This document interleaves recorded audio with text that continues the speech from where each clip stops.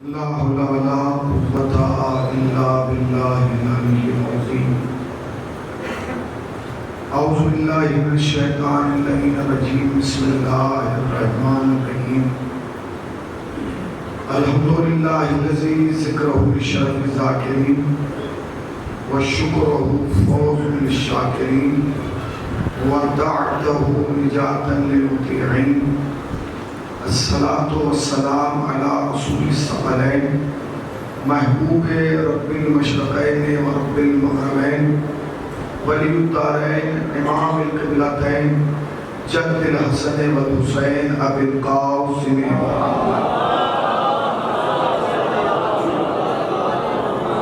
اما بعد فقد قال الله سبحانه تبارك وتعالى وقوله الحق. بسم الله الرحمن الرحيم. إنه في ذلك الآيات صلوات على محمد.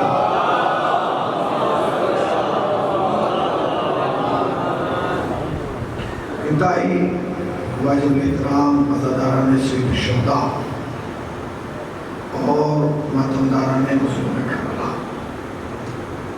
1400 برس سے قانون اور یہ دستور بنا ہوا ہے کہ جب بھی محرم کا چاند آسمان پر نظر آتا ہے، عاشقان مولا، عزاداران مولا، ماتمداران مولا جہاں بھی حسین کے نام پر بلایا جاتا ہے وہاں جمع ہو جاتی ہیں. وہ چاہے مجلس کے نام پہ بلایا جائے، چاہے ماتم کے نام پہ بلایا جائے، چاہے جلوس کے نام پر بلایا جائے، اور یہ جمع ہو کے دنیا کو بتاتے ہیں کہ دنیا والوں دیکھ لو، نہ حسین کل اکیلا تھا، نہ حسین آج اکیلا ہے، اور نہ حسین قیامت تک اکیلا رہے گا. یہ تو ایک بھول ہے کہ جو انسان یہ سوچ رہا ہے کہ حسین اکیلا ہے. نہیں، حسین اکیلا نہیں ہے. ہر شریف النفس انسان حسین سے محبت کرتا ہے. ہر انسان، دوست انسان حسین سے محبت کرتا ہے. جس آیت کریمہ کو میں نے تلاوت کیا وہ آیت نہیں ہے، آیت کا ایک جملہ ہے. انہو فی ذالک الآیات، یہ ہماری آیت ہے. قرآن کہہ رہا ہے، خدا کہہ رہا ہے یہ ہماری آیت ہے. ہم سمجھتے ہیں کہ آیت سے مراد قرآن مجید میں جب کوئی عربی عبارت لکھ دی جائے اور اس کے بعد دائرہ بنا کے اس کے اندر کوئی نمبر لکھ دیا جائے اسے آیت کہا جاتا ہے. ایسا نہیں ہے. عربی میں آیت کہتے ہیں نشانی کو، آیت کہتے ہیں علامت کو. آیت اسے کہا جاتا ہے جسے دیکھ کے کچھ یاد آئے. اسے کیا کہا جاتا ہے؟ آیت. آیت یعنی نشانی. پروردگار عالم کہہ رہا ہے کہ یہ سب کیا ہے؟ میری آیت ہے، یہ سب میری نشانیاں ہیں. یعنی جو کچھ بھی تم اپنی آنکھوں سے دیکھ پا رہے ہو یہ سب میری آیت ہے. اور یہ سب میں نے اس لیے بنایا تاکہ اسے دیکھتے جاؤ اور مجھے مانتے جاؤ. انہیں دیکھتے جاؤ، مجھے پہچانتے جاؤ. مطلب کیا ہے؟ یہ زمین آیت ہے، یہ آسمان آیت ہے، یہ چلتی ہوئی ہوائیں آیت ہے، یہ بلندوں والا پہاڑ آیت ہے، یہ دریا آیت ہے، یہ درخت آیت ہے، یہ کلیاں آیت ہے، یہ پھول آیت ہے، یہ چرندے آیت ہیں، یہ پرندے آیت ہیں. یہ سب چیزیں آیت ہیں. اللہ نے یہ سب اس لیے بنایا تاکہ آپ انہیں دیکھیں اور اللہ کو یاد کریں. میرا آپ سے بارز معذرت ایک سوال ہے، کیا اس اتنے بڑے مجمع میں ایک فرد بشر ہے جو زمین دیکھ کے اللہ کو یاد کرتا ہو؟ ہے کہ بھئی زمین ہے تو اللہ ہے، آسمان ہے تو اللہ ہے، ستارے ہیں تو اللہ ہے، سورج ہے تو اللہ ہے، چاند ہے تو اللہ ہے، کہکشاں ہے تو اللہ ہے، یہ گل بوٹے ہیں تو اللہ ہے. نہیں، جبکہ اللہ نے سب بنایا اس لیے تھا کہ اسے دیکھتے جاؤ، ہمیں پہچانتے جاؤ. مگر ایسا کیوں ہوا؟ یہ اس لیے ہوا کیونکہ انسان کی فطرت میں ہے بغاوت. انسان کی فطرت میں ہے بغاوت. اللہ نے بنایا تھا آیت، ہم نے بنایا ہے عادت. نہیں پہنچے آپ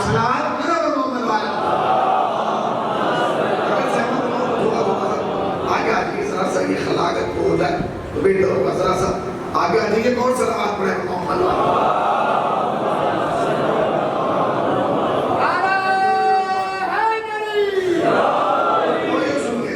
اللہ نے کیا بنایا تھا؟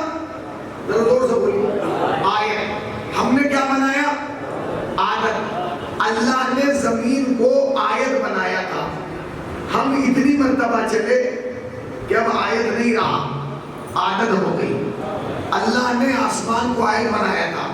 ہم نے اتنا سایہ لیا کہ اب آیت نہیں رہا, عادت بن گیا. اللہ نے سورج کو آیت بنایا تھا. ہم نے اتنی مرتبہ نکلتے اور ڈوبتے دیکھا کہ اب آیت نہیں رہا, عادت بن گیا. اللہ نے ستاروں کو آیت بنایا تھا. ہم نے اتنے دوڑتے ہوئے دیکھے کہ اب آیت نہیں رہا, عادت بن گیا. اللہ نے درختوں کو آیت بنایا تھا. ہم نے اتنی مرتبہ سایہ محسوس کیا کہ اب آیت نہیں رہا, عادت بن گیا. اللہ نے دریاؤں کو آیت بنایا تھا. ہم نے اتنی مرتبہ قریب سے چھوا اور دیکھا کہ اب آیت نہیں رہا, عادت بن گیا. اب آیت اور عادت کو سمجھیں تاکہ آپ سمجھیں گے کہ میں کہنا کیا چاہ رہا ہوں. عادت وہ ہے جو روز ہو, جو بار بار دیکھی جائے وہ ہوتی ہے عادت. اور جو ایک بار ہو اور زندگی بھر یاد رہ جائے, چاہیے سلامات محمد والے محمد, جو بار بار ہو وہ ہے عادت. جو ایک بار ہو اور ہمیشہ کے لیے یاد رہ جائے وہ ہوتی ہے آیت. اب عادت اور آیت کا فرق بتاؤں تاکہ آپ جان جائیں. بھائی مچھر کا پیدا ہونا, میری طرف متوجہ رہیے گا, مچھر کا پیدا ہونا عادت ہے, ہوتا ہے کہ نہیں؟ مچھر کا پیدا ہونا عادت ہے. مگر بادشاہ کی موت بن جائے تو آیت ہے. اور قریب ہم ٹڈیوں کا پیدا ہونا عادت ہے, مگر قوم کے لیے عذاب بن جائے. ذرا جاگیے تاکہ لوگ اگلا جملہ کہوں, عادت نہیں آیت ہے. ابابیل کا پیدا ہونا عادت ہے, مگر اگر ہاتھیوں کی موت بن جائے, سلام علیہ محمد والے محمد. آیت اور عادت. آیت کیا ہے؟ مچھر کا پیدا ہونا عادت تھا, بادشاہ کی موت بنا تو آیت بن گیا. ابابیل کا پیدا ہونا عادت تھا, ہاتھیوں کی موت بنا تو آیت بن گیا. ٹڈیوں کا پیدا ہونا عادت تھا, مگر اگر قوم کے لیے عذاب بنا تو اب میں پھر کہہ دوں, عادت وہ جو روز ہو, آیت وہ جو ایک بار ہو اور یاد رہ جائے. اب آیت اور عادت کا فرق بتاؤں. ستارے کا آسمان میں چمکنا, ذرا جانیے, ستارے کا آسمان میں چمکنا عادت ہے, مگر اگر وہ دروازے پہ آ جائے, سلام علیہ محمد والے محمد. ستارے کا آسمان پہ چمکنا عادت ہے, اور اگر وہ زمین پہ آئے تو آیت ہے. اور ایک اور جملہ کہوں, گھر میں دروازے سے آنا, یا اللہ زندہ باد حسینیت زندہ باد, گھر میں دروازے سے آنا عادت ہے. اور اگر دیوار میں در بنے, صلوات پڑھے نا محمد والے محمد. کیا ہے؟ آیت ہے. آیت ہے. سورج کا آج ڈوب کے کل نکلنا عادت ہے. اور اگر کوئی اشارے پہ بلانا ہے, اور قریب ہم تاکہ عادت اور آیت کا فرق سمجھ جائیں, آسمان سے بارش کا آنا عادت ہے, اور اگر تلوار آ جائے تو آیت ہے. اور جملہ کہہ دوں, سر کٹنے کے بعد خاموش ہو جانا عادت ہے, اور اگر کوئی نوکے سینہ پہ بول دے, صلوات علیہ محمد والے محمد. آیت اور عادت. یہ یاد رکھیے, انسان اپنی عادت پر زندہ رہتا ہے. عادت کے علاوہ کوئی چیز اسے زندہ نہیں رہتی. اچھائی بھی عادت پر زندہ رہتی ہے, اور برائی بھی عادت پہ زندہ رہتی ہے.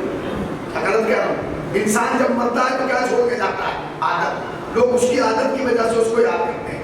بڑی اچھی عادت کے تھے, بہت بری عادت کے تھے, بہت سچ بولتے تھے, بہت جھوٹ بولتے تھے, بڑی محبت کرتے تھے بھائی، بڑی نفرت کرتے تھے. جب ملتے تھے مسکرا کے ملتے تھے، جب ملتے تھے گالیاں دیتے تھے. تو عادتیں تو دونوں چل رہی ہیں نا. اس کا مطلب یہ ہے کہ اگر ہم نے ان 10 دنوں میں، ان 15 دنوں میں یا اس 2.25 مہینے میں اپنے اندر ایک بھی اچھی عادت پیدا نہ کی تو یہ سمجھ لیجیے کہ ہم مجلس میں آئے ضرور ہیں. کہاں بیٹھے ہیں بھائی؟ مجلس میں آئے ضرور ہیں مگر لے کے کچھ نہیں گئے. اب کل کے زمانے میں اور آج کے زمانے میں فرق سمجھ لیا.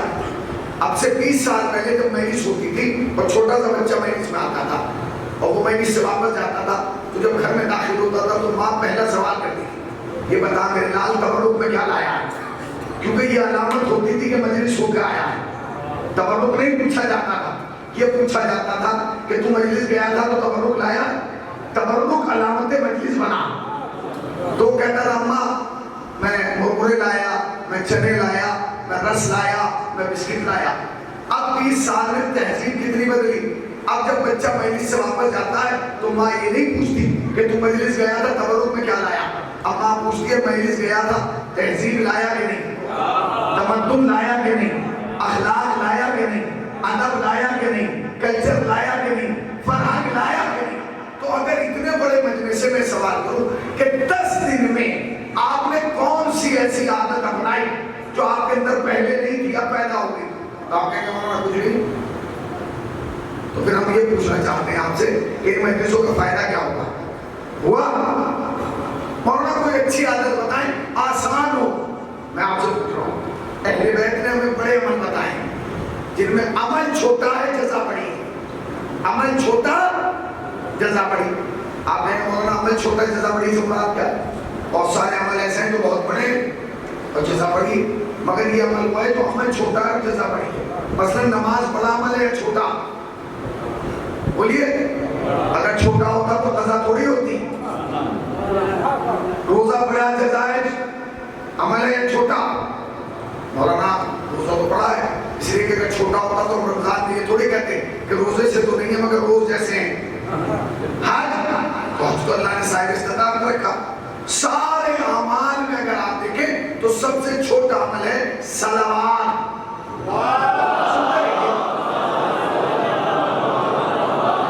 صلوات عمل چھوٹا، جزا بڑی. آپ یہاں کھڑو کہ میں نماز پڑھنے لگے کہ کوئی گارنٹی نہیں ہے قبول ہونا ہو. آپ مسجد میں جا کے پڑھیں، گارنٹی نہیں ہے کہ قبول ہو گیا نہ ہو. ثواب میں فرق رہے گا، یہاں کا کچھ اور ہوگا، وہاں کا کچھ اور ہوگا، گھر کا کچھ اور ہوگا. مگر اگر آپ جماعت میں پڑھیں تو کنفرم قبول، بارگاہ خداوندی میں قبول. کیوں؟ اس لیے کیونکہ اب جماعت ہے. جماعت کا کیا مطلب ہے؟ جماعت میں 50 آدمی تھے، ایک ہی قبول تو سب کے قبول، ایک ہی قبول تو سب کے قبول. اب وہ قبول کسی ہے؟ کہتے جو بھی ہمارا شریک تھا کسی کی ہو گئی، میری نہیں ہوئی. میرے ساتھ آپ کھڑے تھے، دارین صاحب کی ہو گئی، ان کی ہو گئی، خوشی بھائی کی ہو گئی، ان کی ہو گئی. ایک ہی قبول ہو گئی تو سب کی قبول ہو گئی. تو جماعت اس لیے قبول ہو جاتی ہے کیونکہ اس میں ہم جیسا شریک ہوتا ہے. تو جس عمل میں ہم جیسے شریک ہو وہ تو خدا قبول کر لیتا ہے.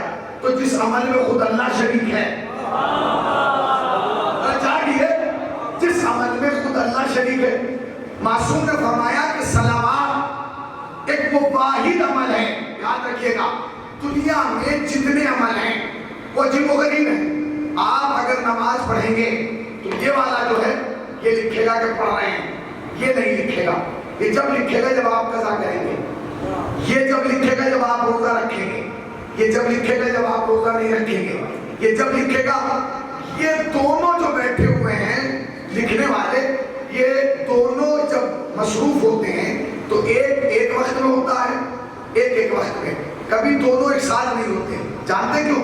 اس لیے کہ جب آپ سچ بولیں گے تو جھوٹ نہیں بولیں گے، جب جھوٹ بولیں گے تو سچ نہیں بولیں گے. بھائی انسان ایک وقت میں اچھائی کرے گا یا برائی کرے گا، یا لوٹے گا یا بانٹے گا. ایسے تھوڑی ہے کہ لوٹ بھی رہا اور بانٹ بھی رہا. اہل بیت نے کہا یہ واحد عمل ہے صلوات، کہ جب کوئی پڑھتا ہے اور بھیجتا ہے تو یہ دونوں مصروف ہو جاتے ہیں. مولانا دونوں کیسے مصروف ہوتے ہیں؟ کیسے مصروف ہوتے ہیں؟ یہ لکھنے پہ مصروف ہو جاتا ہے، یہ مٹانے پہ مصروف ہو جاتا ہے۔ صلوات پڑھیں پر محمد و آل محمد۔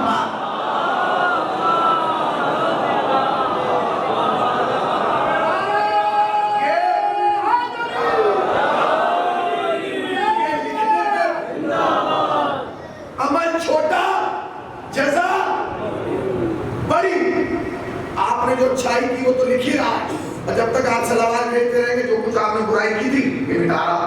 تو عمل چھوٹا ہے، جزا بڑی اور قریب آئی۔ دنیا میں ہر چیز کا حساب ہے۔ آپ کے کمپیوٹر کا محتاج نہیں ہے اللہ، اللہ آپ کے کمپیوٹر کا محتاج نہیں ہے۔ جب آپ سمجھیں کہ ہم نے کمپیوٹر بنایا تو اللہ کا حساب جڑے گا، نا۔ جب پیغمبر اسلام عرش اعظم پہ گئے تو تیسرے آسمان پہ دیکھا شب معراج میں کہ ایک فرشتہ بیٹھا ہے جس کے 1000 ہاتھ ہیں اور ہر ہاتھ میں 1000 انگلیاں۔ نبی نے عجیب و غریب فرشتہ دیکھا، قریب گئے، کہنے لگے سب کے تو 2 ہاتھ ہیں، کہ تمہارے 1000 ہاتھ، ہر ہاتھ میں 1000 انگلیاں، تو آپ کو کس لیے بنایا گیا؟ کہ حضور میرا کام ہے حساب جوڑنا۔ تو نبی نے فرمایا کیا حساب جوڑتے ہو؟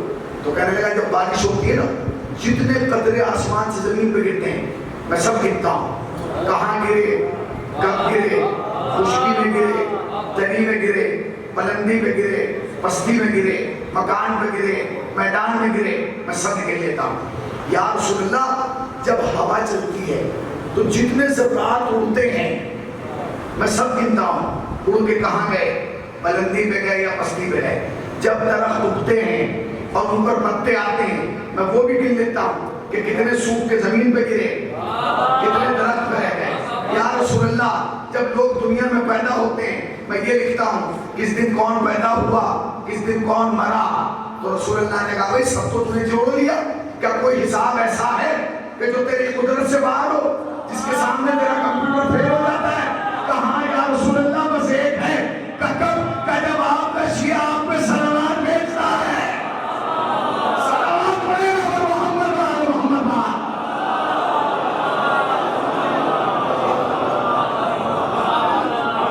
عمل چھوٹا،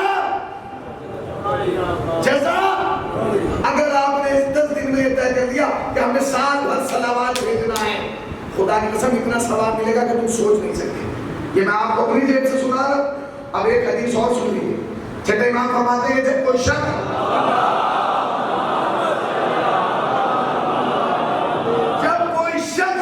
ہم آل محمد پر صلوات بھیجتا ہے اور بھیج کے چپ ہو جاتا ہے اور 400 سال کی خدا اسے زندگی عطا کرتا ہے، یعنی آج اس نے صلوات بھیجی اور اللہ اسے 400 سال کی زندگی دے دے، اور پھر وہ 400 سال کے بعد دوبارہ صلوات بھیجے تو فرشتہ کہتا ہے بھائی ابھی رک جا، ابھی تو پہلے کا ثواب نہیں لکھا گیا، نہیں پہنچے۔ صلوات پڑھے پر محمد و آل محمد۔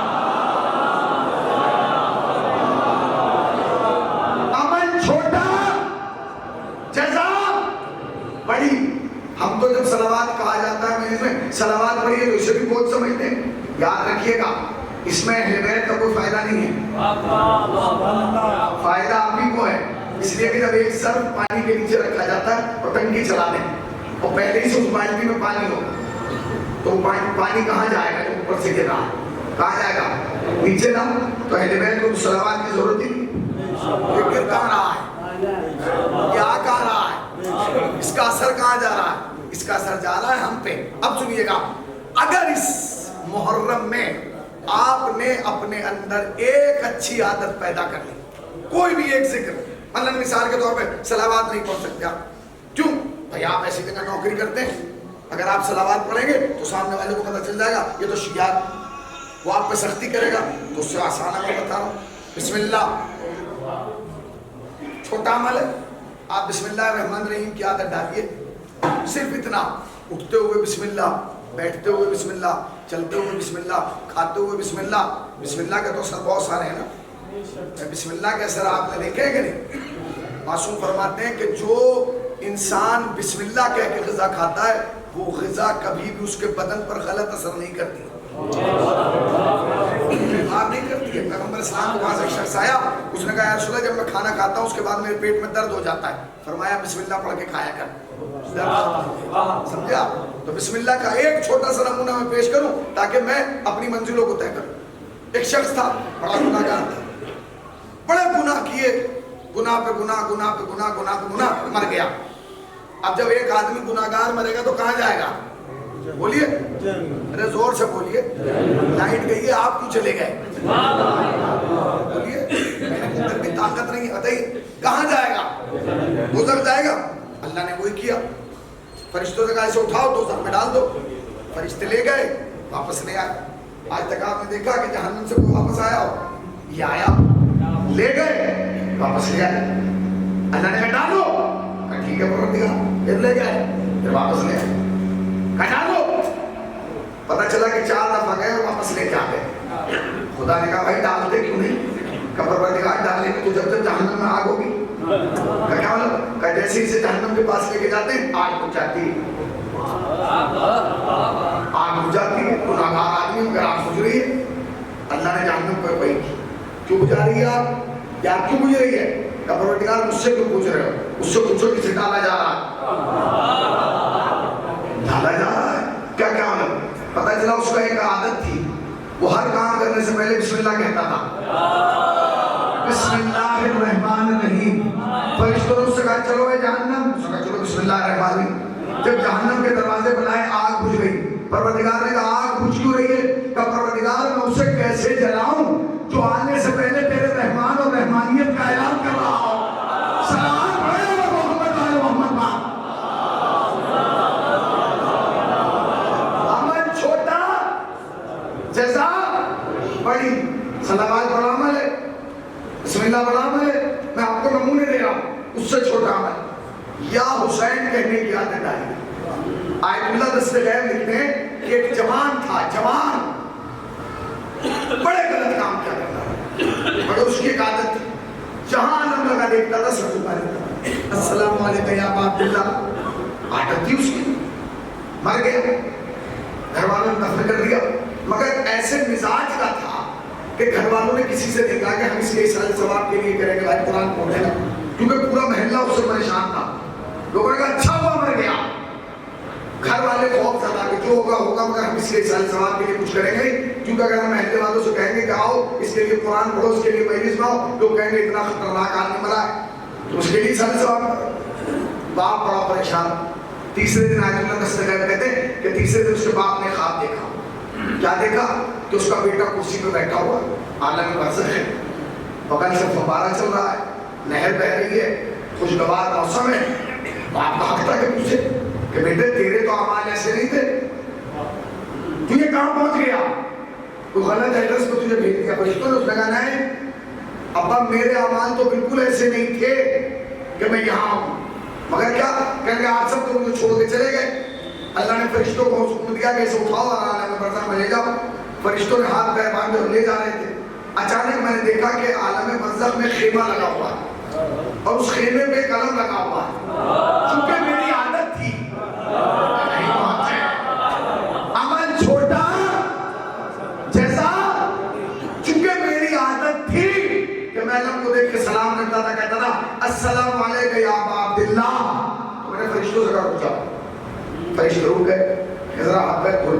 کہا کیوں؟ 1 منٹ کے لیے. انہوں نے ہاتھ پیر کھولے, میں کھڑا ہوا, میں نے کہا السلام علیکم یا ابا عبداللہ. چونکہ دنیا کی عادت تھی, جیسی عادت ہوگی ویسی جزا ملے گی. کہتے جیسے ہی میں نے سلام کیا خیمے کا پردہ اٹھا, ایک نورانی شخصیت باہر آئی. کہا تو نے ہمیں سلام کیا ہے؟ کہاں؟ کہا فرشتوں سے کہاں لے کے جا رہے تھے؟ کیسے لے جا رہے تھے؟ سزا دینے کے لیے. کہا چھوڑ دو. کہا کیوں؟ کہا جو حسین کو سلام کر لے اور جس کے سلام کا حسین جواب دے دے. پتہ چلا عمل چھوٹا ہے, جزا بڑی ہے. اگر آپ نے اس 10 دن میں ایک عمل بھی لے لیا, اس سے قریب عمل بتاؤں گا جو آسان ہے. یا علی مدد, یا علی مدد کا عمل. یا علی مدد کہنے کی عادت ڈالی ہے, یا علی یا علی, کیونکہ خدا کو سب سے زیادہ جو پسند ہے نا وہ علی ہی ہے. یا علی. حجاج کا زمانہ ہے, ظالم و جابر بادشاہ. حجاج کا نام کس نے نہیں سنا؟ اتنا خطرناک ہے کہ ناشتہ نہیں کرتا جب تک کہ خبر نہیں مل جاتی کہ 4 شیعوں کو قتل کر دیا گیا. ظہرین نہیں کرتا ہے، کھانا نہیں کھاتا دوپہر جب تک یہ خبر نہ مل جائے۔ حجاج نے حکم دے دیا کہ جو بھی ہماری حکومت میں یا علی کہتا ہوا مل گیا اس کی گردن مار دینا۔ حکم ہو گیا۔ اسی سماج میں ایک شخص ہے جس کا نام ابو تمام ہے، وہ اٹھے اپنے گھر سے باہر نکلے، چونکہ انہیں عادت تھی، انہیں پتہ نہیں ہے حکومت نے اعلان کیا کہ گئے، سپاہیوں نے کہا کیوں کرو؟ تو انہوں نے فوراً جواب دیا یا علی مدد گھر سے آیا تھا۔ کہنے لگے کیا تم ہمیں چلانے کے لیے کہہ رہے ہو؟ کہنے لگے چلانے کے لیے، یہ تو میری عادت ہے یا علی مدد۔ سپاہیوں نے کہا تمہیں معلوم نہیں ہے حکومت کا کیا اعلان ہے؟ تو کہنے لگے حکومت کا جو بھی اعلان ہو مگر میرا مزاج یہی ہے یا علی مدد۔ تاریخ کہتی ہے کہ سپاہیوں نے ابو تمام کو پکڑا اور بادشاہ کے سامنے لے آئے، حجاج کے سامنے لا کے کھڑا کیا۔ حجاج سامنے بیٹھا ہوا، کیا بات ہے؟ اس نے کہا حضور ان کا جرم ہے۔ کیا جرم ہے؟ کئی ہر بات سے پہلے کہتے ہیں یا علی مدد۔ تو کہنے لگے اس کے ساتھ وہ عمل کرو کہ زندگی میں نہ کہنے پائے یا علی مدد۔ تو کہا کیا کریں؟ کیسے اتنے کوڑے مارو کہ یا علی مدد کہنا بند کر دے۔ کوڑے لگنے لگے، ہر کوڑے پہ ابو تمام کہتا رہا یا علی مدد یا علی مدد یا علی مدد۔ تاریخ کہتی ہے 80 کوڑے لگے، ابو تمام زمین پہ گر گئے۔ جب زمین پہ گرے تو آواز آنا بند ہو گئی، لب ہلنے لگے۔ بادشاہ نے کہا کان لگا کے سنو، شاید اب اپنی بات کو پچھتا رہا ہو۔ اب تو کان لگا کے سنا تو ابو تمام بھی کہہ رہا تھا یا علی مدد۔ بادشاہ نے سپاہی سے کہا تو نے کیا سنا؟ اس نے کہا میں نہیں بتاؤں گا۔ کہا کیوں؟ کہا اگر میں نے بتا دیا تو میرے بھی کوڑے لگیں گے۔ کہا بتا، کہا حضور کہتا کیا؟ یہ لیٹا ہوا بھی کہہ رہا ہے یا علی مدد۔ سنیے گا یا علی مدد۔ بادشاہ کو جلا، بادشاہ کو جلایا، زمین پہ لیٹا ہوا ابو تمام مسکرانے لگا، کہنے لگے ہنس کیوں رہا ہے؟ تو ابو تمام نے اس لیے کہا کہ تم مجھے روکنا چاہتا تھا، میں نے تیرے سپاہی سے کہلا دیا۔ تاریخ کہتی ہے کیا 80 کوڑوں میں نڈھال ہو گئے۔ لفظ کوڑا کہنا آسان ہے، سننا آسان ہے، جس پہ برستے ہیں اسے پتا ہے۔ اٹھایا اور لے جا کے ابو تمام کے گھر ڈال دیا۔ سپاہیوں نے کہا اسے قتل کر دیں، کہا نہیں، اسے نشان عبرت بنا دو تاکہ اب لوگ سمجھ جائیں کہ جو بھی علی مدد کہے گا اس کا حال ایسا ہو۔ ڈال دیا گیا، ابو تمام کو لے جا کے ڈال دیا۔ بی بی نے دروازہ کھولا، ابو تمام کو اٹھا کے مسجد میں ڈال دیا۔ اب عادت تھی نا ہر چیز سے پہلے یا علی مدد یا علی مدد یا علی مدد یا علی مدد۔ بس لیٹے نجف کا رخ کیا اور نجف کا رخ کر کے کہا مولا میری مدد کے لیے آ جائے۔ تاریخ کے کمرے میں نور ساتے ہوا، علی آ گئے، ابو تمام مسکرائے، مسکرا کے کہتے ہیں مولا کاش آپ دربار میں آ گئے ہوتے۔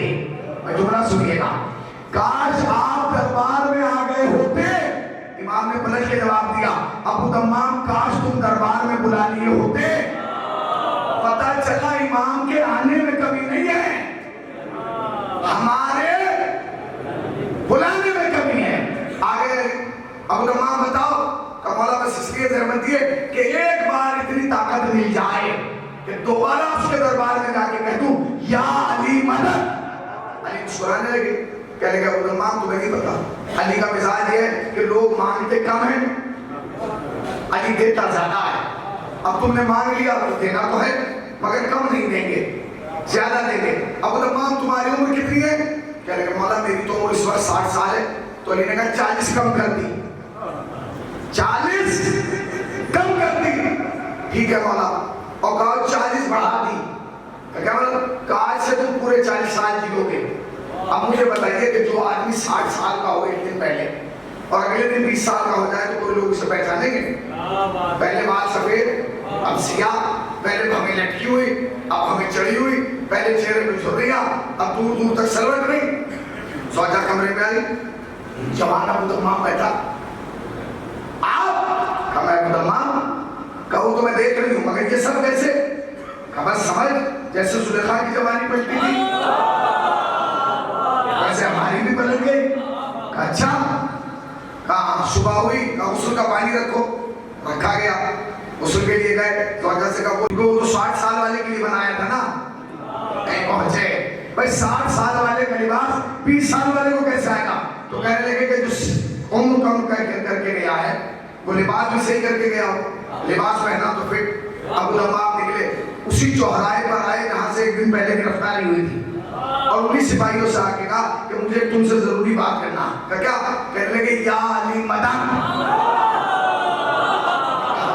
یا علی مدن۔ سپاہیوں نے کہا آپ کو معلوم نہیں کل یہی حرکت یہاں ایک شخص نے کی تھی، اتنے کوڑے لگے یا تو مر گیا ہوگا یا کچھ دیر میں مر جائے گا۔ ابو تمام نے کہا میں وہی تو ہوں، میں وہی تو ہوں۔ کہا کیا مطلب؟ کہا میں وہی ہوں ابو تمام۔ کہنے کہا مانیں گے نہیں؟ کہا تم مانو نہ مانو، تم مجھے ایسے دربار میں لے گئے تھے، پورا واقعہ بیان کیا۔ تو کہنے لگا کہا پھر بادشاہ کے پاس لے کے چلو۔ اس نے کہا بادشاہ کے پاس ہم لے جائیں گے مگر یہ نہیں بتائیں گے کہ تم ہی ابو تمام ہو۔ کیوں؟ کیونکہ بادشاہ کو غصہ آئے گا کہ مذاق کر رہے ہو، جو ایک دن پہلے پورا تھا وہ ایک دن بعد جوان کیسے ہو گیا، یہ کیسے ہوا؟ تو اس نے کہا کہ ٹھیک ہے، ابو تمام کو لایا گیا، دربار سجا ہوا ہے، حجاج سامنے بیٹھا ہے، ابو تمام وہاں سے داخل ہوئے۔ ابو تمام سے سوال کیا کہ یہ کون ہے؟ تو کہنے کہ حضور یہ مجرم ہے۔ کہا جرم؟ کہا وہی جو کل والے کا تھا۔ تو کہنے لگے کیا تم نے کل والے کا نہیں بتایا ہم نے کیا حال کیا؟ تو ابو تمام نے کہا بتاتے کیا میں ہی تو ہوں۔ کہاں رہ رہے ہیں؟ بھائی میں ہی تو ہوں۔ تو کہا کیا مطلب؟ کہا میں ابو تمام ہوں، مجھے کو تو کوڑے مارے گئے تھے۔ تو کہنے لگے قریب آ، بادشاہ کے قریب گئے تو کہنے لگے کہ تو ابو تمام نہیں، وہ تو بوڑھا تھا۔ تو کہنے لگا قرآن پڑھا ہے؟ کہاں پڑھا؟ کہا تو نے زلیخا کی جوانی کا واقعہ سنا ہے؟ کہا جیسے اس کی پلٹی گئی ایسے میری بھی پلٹی گئی۔ تو کہنے لگے سنو کل تو بچ گئے آج نہیں بچو گے۔ تو کہنے لگے اسی لیے تو آیا ہوں، بھائی اسی لیے تو آیا ہوں۔ کیا مطلب؟ کہا کل کوڑے لگائے تھے آج کوڑوں کا معاملہ نہیں ہے۔ کہا کیا؟ جلاد کو بلایا تو جلاد برہنہ تلوار لے کے آ گئے، بیچ میں ابو تمام کھڑے ہوئے۔ تو کہا اب ذرا کہنا یا علی مدد۔ ابو تمام نے کہا یا علی مدد۔ اس نے کہا ذرا تلواریں اٹھاؤ۔ سپاہیوں نے تلواریں اٹھائی۔ کہا جیسے کہ یا علی مدد کہے فوراً مار دینا، اب کہو یا علی مدد۔ ابو تمام نے کہا یا علی مدد۔ بادشاہ کو بڑا تھا، بادشاہ نے کہا میں اشارہ کروں گا 1 منٹ میں سر و تن میں جدائی ہو جائے گی۔ ابو تمام نے کہا اسی لیے تو میں آیا ہوں۔ بھائی جملہ سن لیجیے گا۔ اس نے کہا ابو تمام کل جب کوڑوں کے لیے میں نے بلایا تو تیری پیشانی پر پسینے آ گئے، آج میں تلوار والوں کو بلا رہا ہوں، نہ گھبراہٹ نہ خوف نہ پسینہ۔ ابو تمام نے کہا بادشاہ اگر تو انہیں کل بلاتا تو شاید میں گھبرا جا، آج کیوں گھبراؤں؟ اب تو میں 40 سال پرواز کے لایا ہوں۔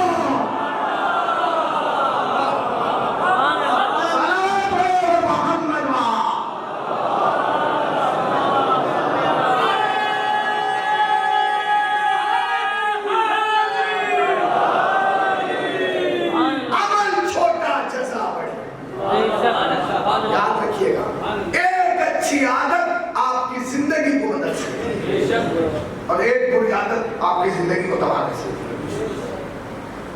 جو اس لیے تو قرآن کہہ رہا کہ جس نے ذرہ برابر خیر کیا اسے جزا ملے گی، جس نے ذرہ برابر شر کیا اسے سزا ملے گی۔ ایک ہزار واقعات ہیں تو آپ کو سنائے جا سکتے، مگر یاد رکھیے گا ضروری نہیں ہے کہ اہل بیت کسی کے بڑے عمل کو قبول کریں، ہو سکتا ہے عمل چھوٹا ہو خلوص کی بنیاد پر۔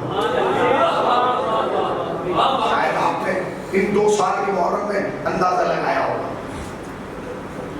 یہ 2 سال کے محرم گزرے ہیں، ان 2 سال میں آپ نے لگایا ہوگا کہ خلوص کس چیز کا نام ہے، خلوص کس چیز کا۔ عمل چھوٹا ہونا چاہیے، جزا بڑی ہوگی۔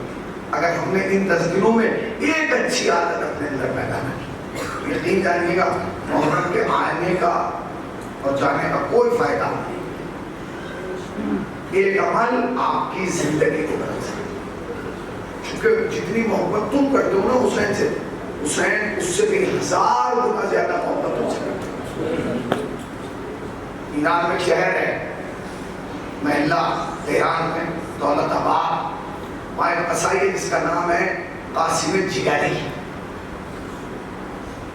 قاسم جگری خوخار آدمی ہے، بغیر چاقو کے کسی سے بات نہیں کرتا، پورے شہر کو اس میں خوف ہے، ٹیرر ہے، مگر اس کی ایک اچھی عادت ہے کہ 28 ذیلحج کو مسجد میں آتا ہے، غسل کرتا ہے، لباس بدلتا ہے، 2 رکعت نماز پڑھتا ہے، کہتا پڑے گا اب 12-15 دن کوئی غلط کام نہیں، کوئی بات نہیں۔ اور کام کیا ہے؟ بس اسے شوق ہے کہ سال میں جو 7 محرم کو علم نکلنا ہے دولت آباد میں کوئی سو اٹھانا ہے، اور جس انجمن کا علمدار یہ ہے اس میں جو جملے ہیں، چونکہ دولت آباد آج بھی بہت بڑا محل ہے، 5000 جوان ہیں۔ کتنے؟ 5000۔ بھائی جہاں جوان 5000 ہو، مجلس میں کتنے لوگ؟ دیکھیے حسین کتنی محبت کرتی ہے، ایک اچھی عادت تمہاری زندگی کو بدل سکتی۔ مجمع مجلس میں 12 سے 13,000 کا، آہستہ آہستہ مجمع گھٹنے لگا۔ جب مجمع گھٹنے لگا تو جو کمیٹی کے افراد تھے انہوں نے مشورہ کیا کہ یہ مجمع کہاں جا رہا ہے؟ پتہ چلا کہ دوسرے محلے میں جانے لگا۔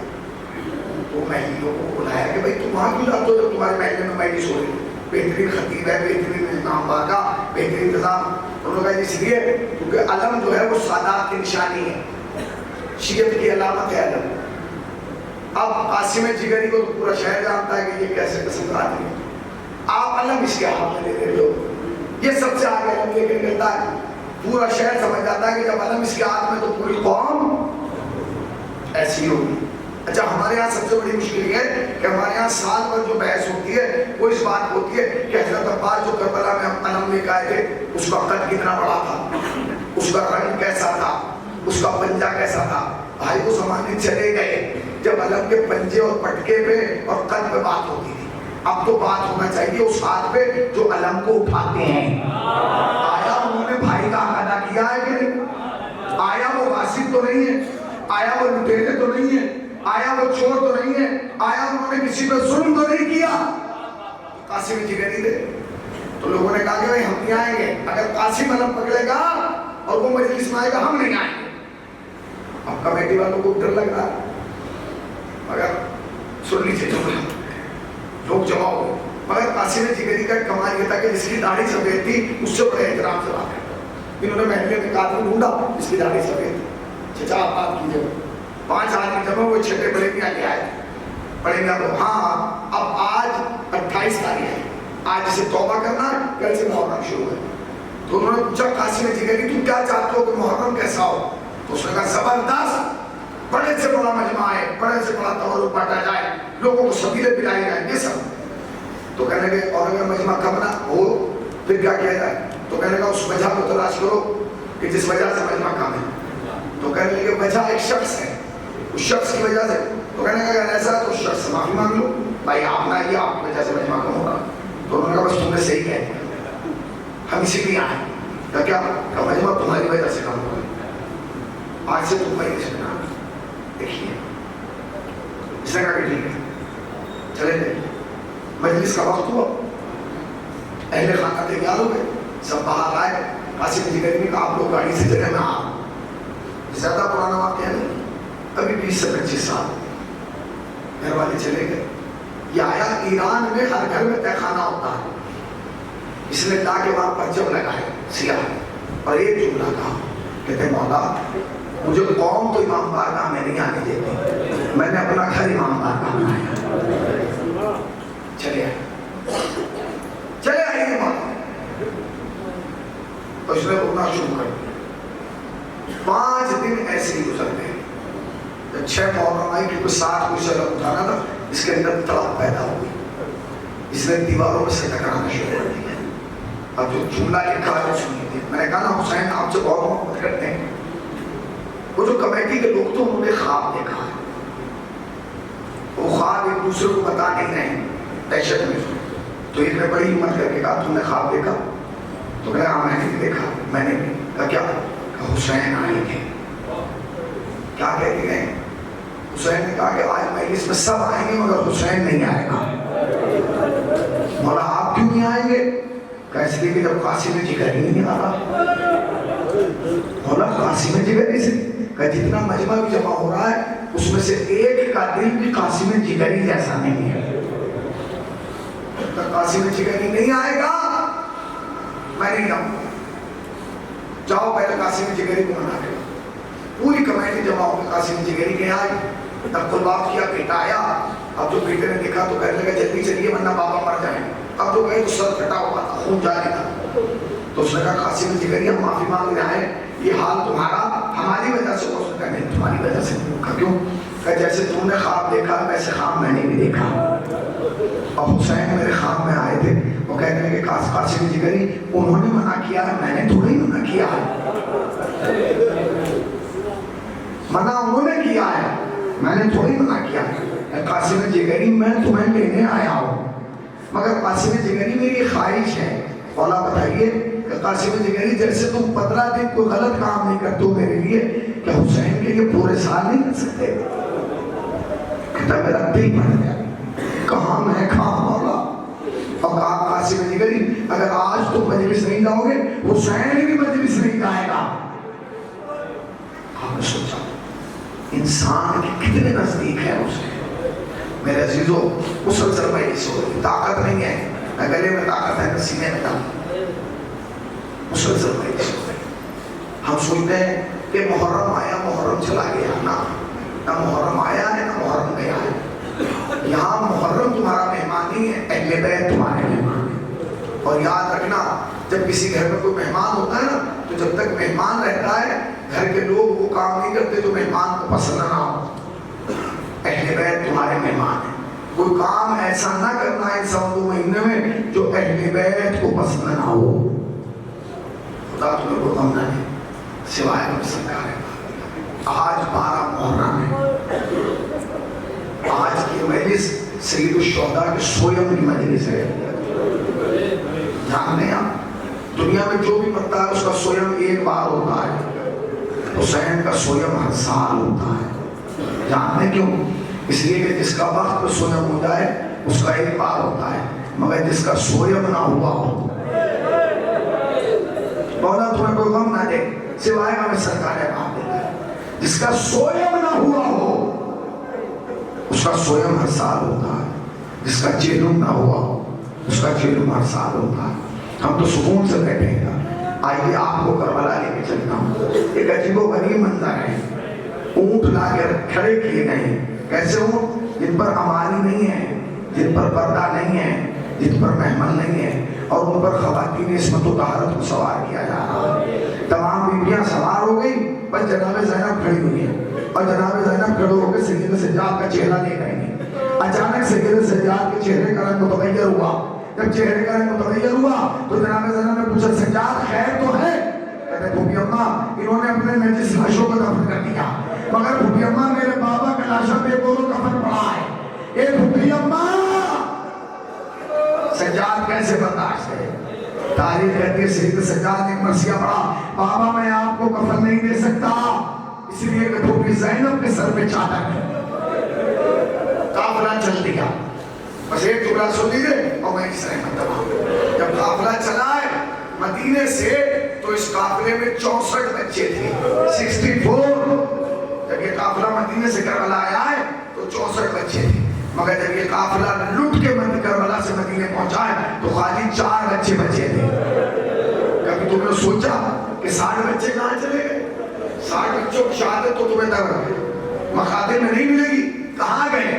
روایت کہتی ہے کہ جب 11 محرم کو قافلہ چلنے لگا نا تو تمام ماؤں کو اونٹوں پر بٹھایا گیا تو ان کے ہاتھ میں سے کچھ باندھ دیے گئے. اب ماؤں کے ہاتھ میں سے کچھ بندھے اور ان کے چھوٹے چھوٹے بچے جن کی عمر 2.5 سال 3 سال 3.5 سال تھی ان کو ان کی ماؤں کی گردن میں ایسے لٹکا دیا گیا اور شبر کمینے نے حکم دیا اونٹوں کو دوڑاؤ. جب اونٹ دوڑتے تھے تو بچہ اس طرح سے ماں کے کان میں کہتا تھا اماں میرے ہاتھ چھوٹ رہے ہیں, اماں میرے ہاتھ چھوٹ رہے ہیں, اماں میرے ہاتھ چھوٹ رہے ہیں. اماں کہتی تھی میرے لال کیا کروں میرے ہاتھ بندھے ہیں, اماں میرے ہاتھ چھوٹ رہے ہیں. یہ کہتے کہتے بچے کا ہاتھ چھوٹتا تھا, بچہ زمین پہ آتا تھا, پچھلے اونٹ کا پاؤں بچے کی کمر میں.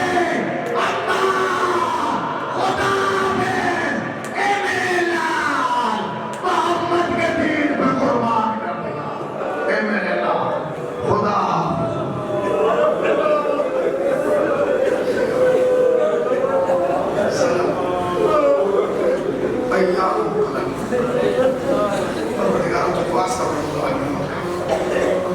مختصر و قلیل سی بات قبول فرما، سبب ایجاد کو شاید آخر قرار دے خدایا۔ حاضرین میں اس کو سال کے اندر زیارت کربلا مولا سے جو ایک بار جا چکا اسے دوبارہ بلائے، جو دو بار جا چکا اسے بار بلائے، آنکھ بند نہ ہو جب تک روزہ حسین کا دیدار نہ کرے۔ اے میرے اللہ تجھے واسطہ کا جو اس مجمع میں بیمار ہے یا اس مجمع میں اگر کسی کا عزیز رشتہ دار بیمار ہے، پہلے بیمار ہے کربلا شفائے کاملہ اور صحت عاجلہ عنایت فرما۔ میرے اللہ ان اٹھو ہاتھوں کو اپنے علاوہ کسی دوسرے کا محتاج قرار نہ دے، ان ہاتھوں پر اپنی رحمت برکت رحمت مغفرت نازل فرما۔ خدایا اس امام بارگاہ اور مسجد کی عمارت میں جو کمیاں رہ گئی اس کی تعمیر کی مکمل فرما۔ خدایا اپنے علاوہ کسی دوسرے کا محتاج قرار نہ دے۔ خدایا خدایا خدایا خدایا خدایا ہمارے گناہوں کو معاف کر دے، گناہوں کو معاف کر دے، گناہوں کو معاف کر دے، گناہوں کو معاف کر دے، ہماری عاقبت بخیر کر دے، عاقبت بخیر کر دے، عاقبت بخیر کر دے۔ خدایا تجھے واسطہ محمد امت کا ہم بارش کو تو کے بارش کی طرح زندگی گزاریں۔ بارش سے عقیدی حضرت امام زمانہ کی ظہور میں تعجیل فرما، ہمیں سرکار کے امان و سار و شکر فرما۔ ربنا تقبل منا انک انت السمیع العلیم، بات ہمیں حسین